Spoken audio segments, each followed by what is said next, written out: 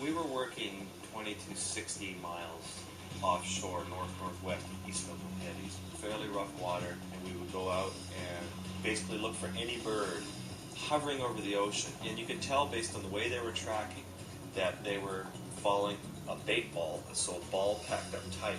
Down underneath that, you know that there are sailfish that are using their behavior to drive the bait up and pack it tight so they can hunt together.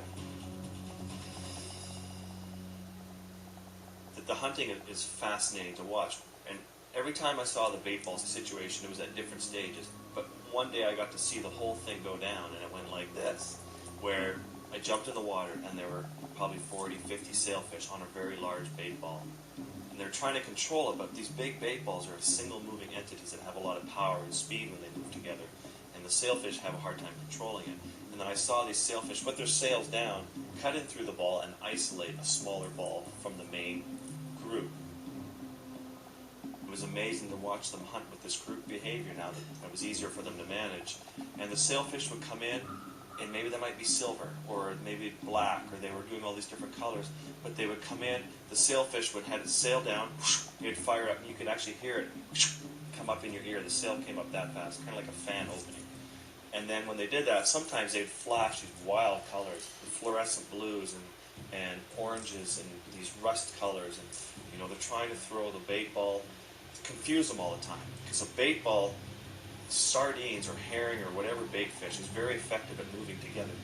So if the sailfish can keep them all confused, one sailfish would come in, put its bill inside the ball as deep as it could, and do this cutting side-to-side motion.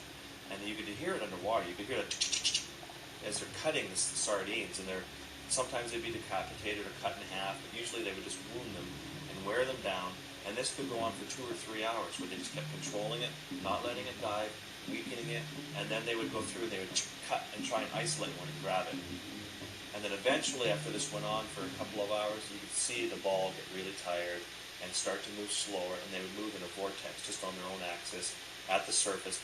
It's like they had given up at this point. And then the sailfish came in just a big, massive frenzy, and the ball would be gone.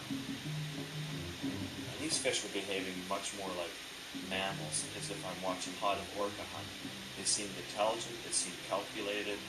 It was one of the greatest surprises that I've ever had in